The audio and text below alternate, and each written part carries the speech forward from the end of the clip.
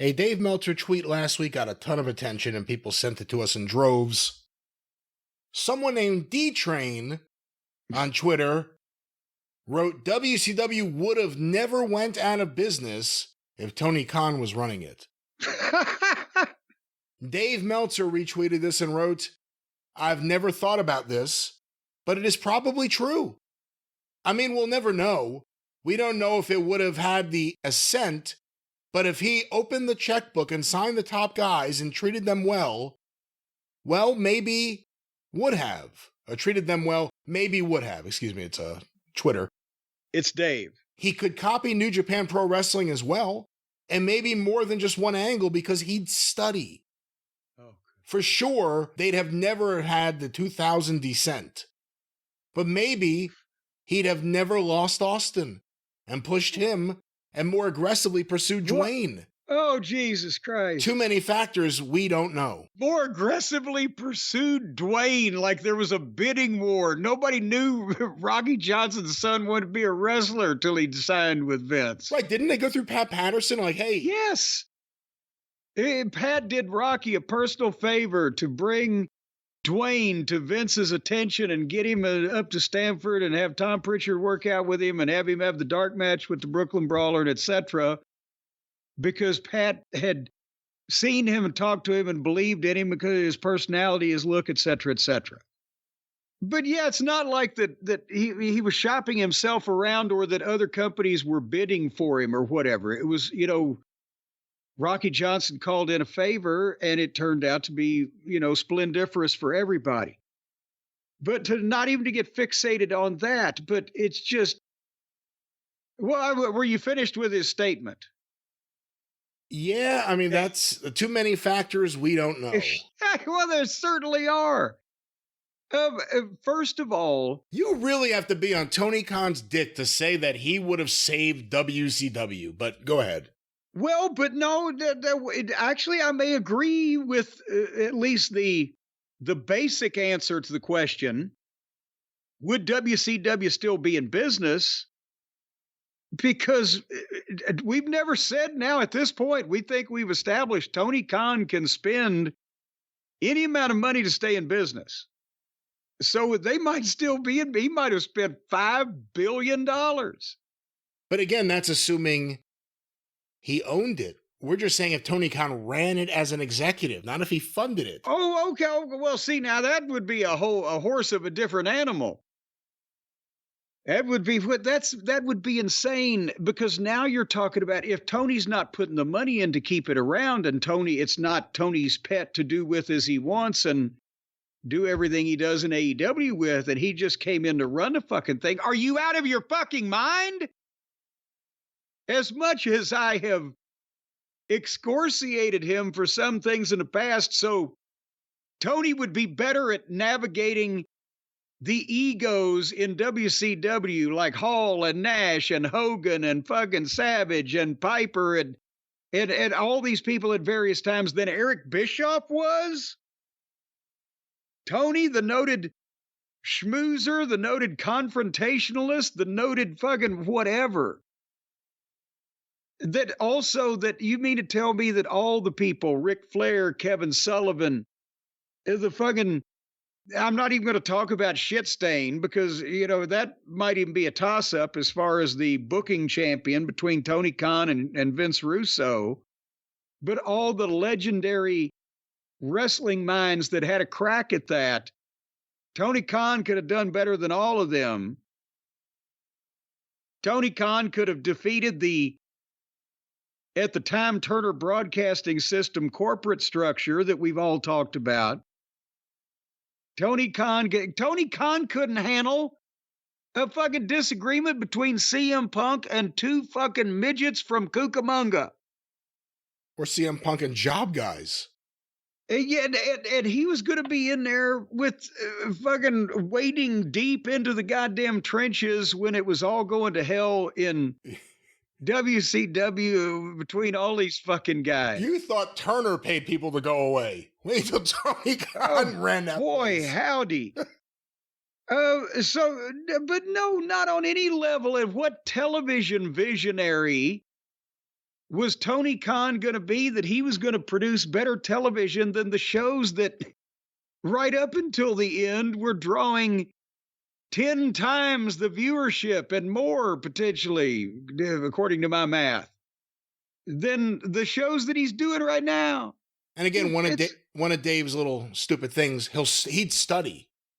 So it wouldn't just be he'd steal the NWO from Japan. He may steal other things from New Japan because he studies. Yes, so well, as I've said a million times, if you steal from one person, it's plagiarism. If you steal from many, it's research. Another way of saying research is study. Tony would have fucking plagiarized a whole bunch more of somebody else's material if he'd had a chance. By the way, what's he studying now? California Championship Wrestling? What's he studying currently with his booking? Yes, what is this emulating that we have ever seen before? I'd like to know. But that's, again, Dave can't... Pretty soon it's going to be, if only Tony had been there alongside Dr. Christian Bernard for that info, then everybody would have an artificial heart and they'd like it. But that's the disconnect. You could like Tony as a person. You could root for Tony. You can try to help Tony. But when you lie and pretend that Tony could have somehow run the business, the organization, the booking, anything better than what Bischoff did at his best. And again, Bischoff has a lot of faults, but you can't take away all the positives. Kevin Sullivan was booking. Kevin Sullivan's a better booker than Tony Khan. So what exactly would Tony have done differently? And again, if we're saying that Tony could have saved WCW with his booking, how come he can't save AEW with his booking? When's that going to start? But that's the problem. Dave comes up with excuses. Dave doesn't admit that the only reason Tony's here is his dad threw a bunch of money at him. Tony's not a seasoned executive. He's not a talented executive. He doesn't have a business background. It all becomes, well, no, Tony ran an analytics company, and Tony was an executive with the NFL team, and Tony was a billionaire on his own, I read that Dave wrote. Oh, God.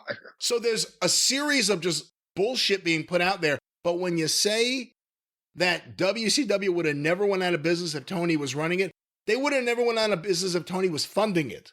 Well, but now we said earlier in one of our previous discussions here a little while ago that Uncle Dave had adopted this being a fucking just anal asshole on Twitter as not a marketing tool, but a engagement thing, or how did he phrase it? It was something to make him more popular or to help the observer or whatever. But actually, I have a tweet. The Meltzer Says What account had some tweets or no, this is from Dave's message board. September 2019. So this is 5 years ago. Business has grown considerably. As someone who is obsessed with studying business to the point I compiled the correct the correct amount of stories to post for maximum subscriptions. If Twitter wasn't a strong positive, I wouldn't be on it. I think that would be obvious. Can he be obsessed with grammar as much as he is with studying and learning? Who taught Dave? I want to know if Dave even knows what studying is. Who taught Dave, this is how you study? Now tell everyone you're studying. Recommend they study. Show them how to study. Tell them what to study.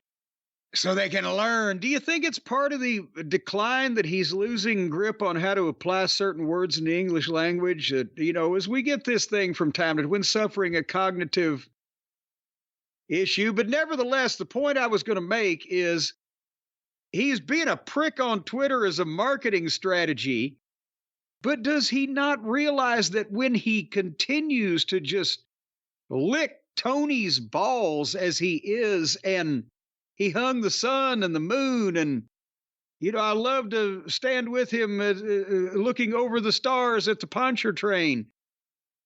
He's getting heat on Tony, even with the people that kind of like Tony or liked AEW. They're starting to go, God damn, this is uncomfortable with this fucking way that Dave talks about Tony Khan and pedestals him and worships him and idolizes him and can't acknowledge, or if he does acknowledge any defect, then he soft pedals it and backs up with more compliments. And he could have kept, the Edsel would have been the most popular model of car in America if Tony Khan. it's getting heat on Tony Khan from even people who liked him because it's so blatantly over the top, isn't it? Is that what I'm starting to see? It's completely over the top. And again, Dave never just says that Tony can't do it. It's always about, well, look at these other positives here, or WWE's so hot, or, Tony's done this and Tony's done that, plus 550 million, plus Wembley.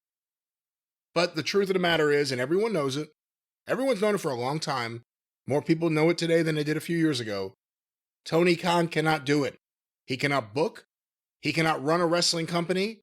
He cannot be an effective manager. At this point, you have to question anything he's done with the Jaguars, too, based on everything we've read about them. We've been, I don't give a shit about the Jaguars over the last 5 years because of AEW. We've had to kind of pay attention to them a little bit because people send us the stories. We have got more feedback on football because of the Jaguars than anybody. And they're always saying, my God, this is a fucking clusterfuck of a team. Yeah, always. So that's the problem. Dave never just comes out and says the truth. And remember when they said they couldn't find a fucking cart so they just had to hobble the player off with his arms around the other guy's shoulder off the field? I believe that was their star quarterback, but I could be mistaken. Yeah. But I believe that was the situation. Get him out of here. We got a game to play. Haul that son of a bitch off of here. But I think that's the issue right there. And maybe that would be the end of Dave and Tony if Dave came out and said, or the other side of it is maybe Dave is so out of touch he doesn't really understand it, grasp it, or see it with AEW and Tony Khan. He doesn't, everything is about blaming everything else except Tony Khan. But it's Tony Khan. And it's also the people that Tony's been listening to, Dave. But it's Tony Khan. And this has been a great exposure of message board smarkdom and why having opinions and going back and forth with people on message boards is not the same as actually putting together a show that people want to see. That's good. You would think that somebody who studies and learns would figure out what's going on. Yeah, I'm sorry, I forgot. You like my higher pitched voice. What's going on? No, that was good. That was good. The subdued one was better, I think. Oh, what's going on? Yeah, what's going on? All right. Well, you know what's going on, Brian. By the way, this has been Breaking with Brian, ladies and gentlemen, where we come to. There was no reason for the musical interlude on the interweb there. We could have just verbally pitched right out into another thing and been right as rain. Well, folks, if you hear that music playing in your head, it's probably you need some kind of nourishment of some kind. Either if you're diabetic, you might need some sugar or too much sugar. I don't know what's going on. Yeah, I don't know either. But I'll tell you, if you're just looking for some way to get away from that horrible organ music, and you want to use "I'm hungry" as an excuse, you know what? You don't even have to go to a snack bar and order say a Philly cheesesteak sandwich. You can load up on the protein with something you can carry in your pocket. Well, not for too long. If it's real cold, it'll probably give you blue balls. But the Orgain 30-gram protein shakes is what I'm talking about. See, these things manage hunger also. Satisfy your cravings. Let's say you want an ice cream cone. Well, that's bad for you. You don't want to do that. You suck down one of these chocolate milkshake Orgain 30-gram protein shakes. Drink it responsibly, yes. Well, you can't drink these irresponsibly. There's no alcohol in them. There's not a order on them that says you can't operate heavy machinery. Well, you can't just chug. I wouldn't just go right for the chug. You don't know how it'll be. You gotta you gotta sip it so that you don't fill up your whole mouth and choke and puke it out or anything. Your whole mouth and choke and puke. Look, what are you? If you're an Orgain virgin, the first taste If you're an Orgain virgin and you have never drunk an Orgain 30-gram protein shake before, then maybe you ought to take a reasonable adult-sized drink and swallow it and evaluate it. You're going to love it. It tastes like a chocolate milkshake. I love it. And I don't like anything that's in any way good for me at all. But otherwise, you can just take it. You can take a big swig and you can drink. I didn't drink 12 or 14 at a time. Well, again, no, but Why don't you talk about the new promotion? Well, it's not gonna hurt you, except it depends on your tolerance to fucking chocolate, maybe. But responsibly, again, don't drink more than your dairy, hello, lady, your daily caloric intake. And of course, their new promotion, Organ for Orgain. The more you drink, the more I play. So no, the more you drink, the less he plays, ladies and gentlemen. I'm telling you what, these Orgain 30-gram protein shakes give you energy to keep you going, provide muscle support and recovery, help maintain a healthy lifestyle, manage hunger, and promotes healthy weight management in combination with diet and exercise. So let's say you want to lose 30 pounds.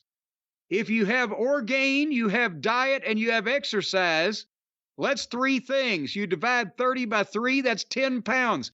Start drinking the Orgain. You don't have to diet and exercise. You'll just lose 10 pounds and call it quits. Again, no, that's not how any of that works, whether it is math or whether it's how you register nutrition. Drink Orgain and, of course, exercise. Be healthy. Don't rely on the words of Jim Cornette here. Be well, be well. Well, you will love, they can believe that you will love the taste of these things, and it's 30 grams of protein. And you need stuff like that in today's hurry-scurry, hustle-bustle world. And it's protein packed with all 9 essential amino acids. So they got that going for them, too. And right now, they're available. These 30-gram protein shakes are at Orgain, Orgain, Orgain.com. Did I mention only 1 gram of sugar per serving? That's why that they're not bad for the keto diets and things. There's hardly any sugar in this whole kebab. If you want to get in on the delicious protein-packed nutrition today, now why do I sound like Paul Lynde? Head to Orgain.com/JCE and use the code JCE for 20% off your order. Once again, that is Orgain.com/JCE, 20% off with the promo code JCE. So that means if you buy 10, it's only like you're only paying for 8. Buy 20, it's only like you're paying for 16.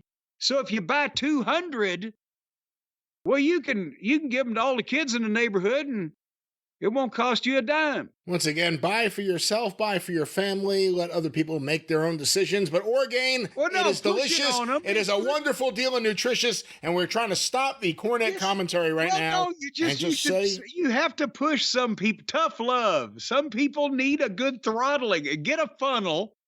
Get a couple of people to hold the son of a bitch down. No funnels needed with Orgain. Pour one of these down his goozle pipe one time, and he'll go back to it after that. But get the funnel. The funnel. No, you're going to like Orgain so much, you're going to throw your funnel away, and you're going to go right to the packaging. Orgain, what's that promo code? How can people get it? Where are people going, Jim? Orgain.com, promo code JCE, 20% off.